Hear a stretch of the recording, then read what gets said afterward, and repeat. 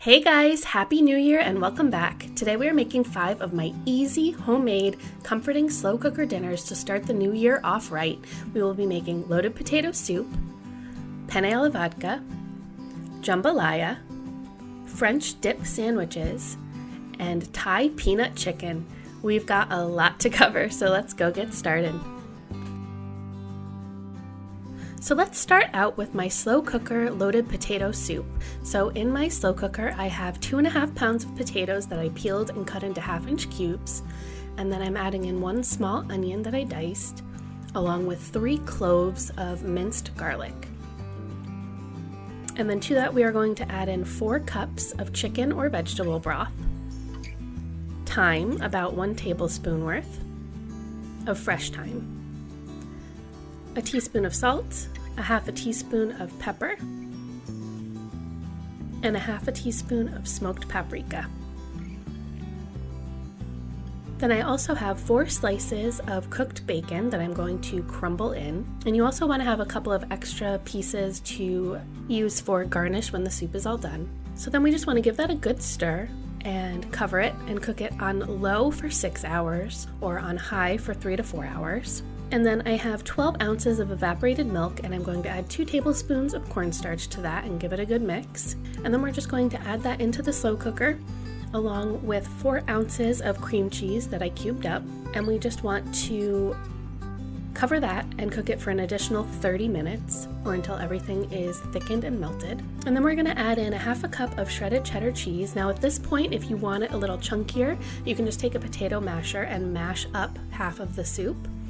Or you can take a stick blender and puree it, which is what I did here. And then you just want to serve it with sour cream, cooked crumbled bacon, and green onions, along with a little bit more shredded cheddar cheese. This soup is a hug in a bowl. It is so smooth and velvety. It also freezes really well, so I like to keep them stocked in my freezer for quick lunches or dinners.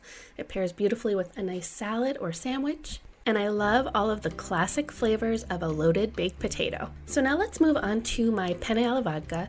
Now this step is not totally necessary whether you don't want to cook with vodka or if you just want this to be a super easy dump and go recipe.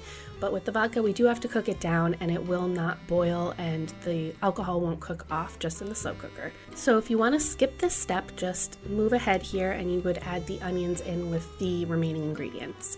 But in my skillet here, I have a 1/4 cup of olive oil. And to that, I am adding 1 onion that I diced up, along with 4 cloves of minced garlic, a pinch of crushed red pepper, and 1.5 teaspoons of oregano, and we just want to give that a good stir and cook it down for a minute or 2. And then I'm stirring in a 1/2 cup of vodka. And then we just want to boil this for about 5 minutes to cook off most of that alcohol.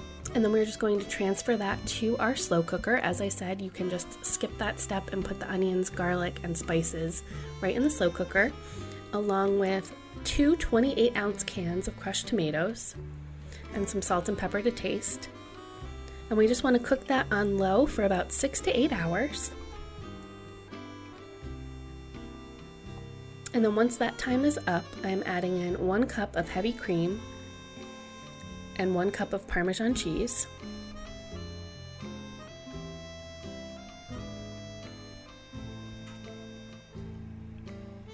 And then if you want to get this sauce really nice and smooth, you can use a blender or stick blender to puree it. But that again is an optional step. It'll just be a chunkier tomato sauce. And then I serve it over cooked penne. And that's another thing you can do here. You can cook the pasta right in the slow cooker. In the last 30 minutes, you just want to add in a 1/2 pound to a pound of uncooked penne pasta, along with about a 1/2 cup of water. You may need to add more depending on how thick your sauce is, because the pasta will absorb some of that.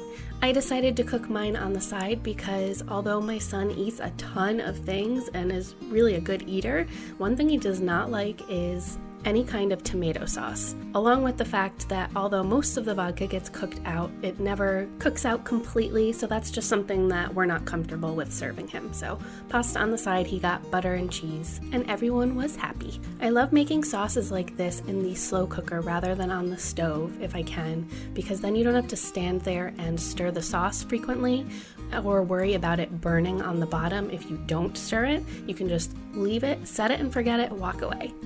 So now let's move on to my jambalaya. So to my slow cooker, I am adding 1 pound of andouille sausage cut in 1/4 inch thick rounds, along with a 1/2 pound of chicken breast cut into 1 inch cubes. And then the holy trinity, we've got 1 onion chopped, 2 stalks of celery chopped, and 2 bell peppers chopped. I used an orange and a green, along with 4 cloves of garlic minced, 28 ounces of diced tomatoes, 2 cups of chicken broth, 2 teaspoons of Cajun seasoning, and 1 teaspoon of oregano. You could also use a jalapeno chopped up in here if you want a little bit more of a kick. And then we just want to cover that and cook it on 3 to 4 hours on low.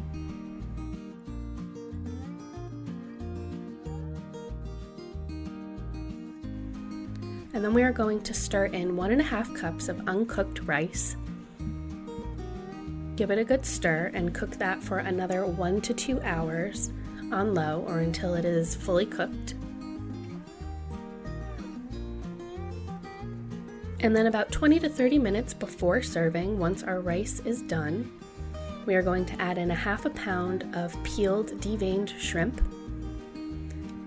and then just cook that for the additional 20 to 30 minutes or until they are cooked all the way through. And now at this point, I would taste it and see if it needs salt. It really depends on what kind of Cajun seasoning blend you buy. Some that I've had are really, really salty and you don't need any extra. Some don't have a lot of salt, so make sure you give it a taste. You may need more seasoning or less. And then we like to just serve this with a little bit of fresh parsley. This is one of my favorite comfort foods. It is so hearty, but it doesn't make you feel guilty like it's a heavy dish. It's really pretty healthy, packed full of veggies and nice protein, especially if you switch out the andouille for like a turkey andouille. And again, this is really great for leftovers. It doesn't freeze so well. I find that the rice gets gummy, so if you want to cut the recipe in half, if there aren't a lot of you eating it, then I would definitely recommend that. So let's move on to the French dip sandwiches. So here I'm making a rub for the beef. I have 2 tablespoons of brown sugar, 1 teaspoon of paprika, a 1/2 teaspoon of garlic powder, 1 teaspoon of salt, and 1 teaspoon of black pepper. And then we're going to add in 1 tablespoon of vegetable oil and make a paste. So then I have a 2-pound steak here. You could use a chuck roast, a sirloin. The chuck roasts in our grocery store this day were a little bit fatty, so we went for a sirloin. And we just want to rub that all over the beef. And then in my slow cooker, I have 1 onion that I thinly sliced. And we're just going to add the beef right on top of that. And then we're going to pour in 2 cups of beef broth, 3 cloves of minced garlic, 2 tablespoons of Worcestershire sauce, 1 teaspoon of fresh thyme, and then we just want to cover that and cook it on low for 7 to 8 hours. You can cook it on high, but I recommend low if you have the time because it comes out a lot more tender if it has that nice low and slow time. So then once that time is up, we're going to remove the steak and onions and tent that with foil to keep it warm. And then I strain the broth into a saucepan, and you want to bring that to a boil over medium heat. And then I have 2 teaspoons of cornstarch mixed with 1 teaspoon of water. And we just want to whisk that into the broth and just cook it until it's nice and thickened, about a minute or 2. You don't want it to be too thick. Jus is usually a pretty thin sauce, but I like adding that slurry because when it's just slightly thickened, it sticks to your sandwich a little bit better. So now this is an optional step, but I have my rolls here. I have ciabatta. You could get any kind of crusty, nice sub roll. And I'm going to make a garlic butter. So I have 3 tablespoons of melted butter, and I'm mixing in a 1/2 teaspoon of garlic powder and some fresh parsley. And we just want to brush that all over the rolls. And then we're just going to broil them for about 2 to 3 minutes or until they're nice and golden. And then we are just going to shred up the beef and assemble our sandwiches, I have some slices of provolone cheese, and we're just going to add the beef and onions onto the rolls and serve our jus dipping sauce on the side. I can't say enough good things about these sandwiches. They are so satisfying, they are so warm and meaty and toasty, and that melty cheese, and I love dipping things, so having a dipping sauce is the best. Perfect for a really cold winter night, especially after playing in the snow all day or something. It's just something that really sticks to your ribs and gets you warm and cozy. And last but certainly not least is my Thai peanut chicken. So in my slow cooker, I'm adding 1 red bell pepper diced, along with 1 small onion that I diced, and 4 cloves of minced garlic. And then we are just going to lay 1.5 pounds of chicken breasts on the top of that. And then we are going to make our peanut sauce. So I have 2/3 a cup of creamy peanut butter, and I am adding in 1/2 cup of chicken broth, 1/4 cup of soy sauce, 1 tablespoon of honey, 1 teaspoon of minced ginger, 1.5 teaspoons of sesame oil, and 1.5 teaspoons of chili garlic paste. And we're just going to give that a good mix and pour that all over our chicken. And then we just want to cook that on low for 4 to 5 hours or on high for 2 to 3 hours. And then I am going to stir in 1 tablespoon of lime juice.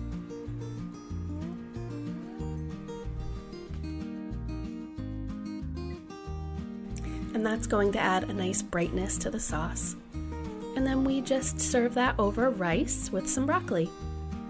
But you could absolutely serve it over noodles or whatever you and your family prefer. I also like to top it with some fresh cilantro and chopped peanuts. I am a huge fan of anything Thai peanut, that combination of like the peanut butter, soy sauce, ginger, just like that umami, that's sweet and salty and sour. Like chicken pad Thai is one of my favorite dishes ever. So this is just a little bit fun. One of the goals that I hear a lot of people talking about for this new year is to not eat out as often and make more things at home. So for me, this is one of those dishes that feels like we went and ordered takeout, but it's homemade and we know exactly what's in it, so it's a little bit healthier and it's just still so satisfying and took really minimal work. I really hope you enjoyed coming along with me and making 5 of my comforting winter slow cooker dinners. I really missed being on here. For those of you who didn't know, I took 2 weeks off for the holidays to spend with my family, and it was wonderful, but I've been so excited to come back and share some really great recipes with you guys this year. I hope you had a great holiday season, and I look forward to hearing from all of you guys and saying hi again. Please be sure to leave me a comment. I always love hearing from you, and thank you so much for watching until the end. We will see you in the next one. Bye.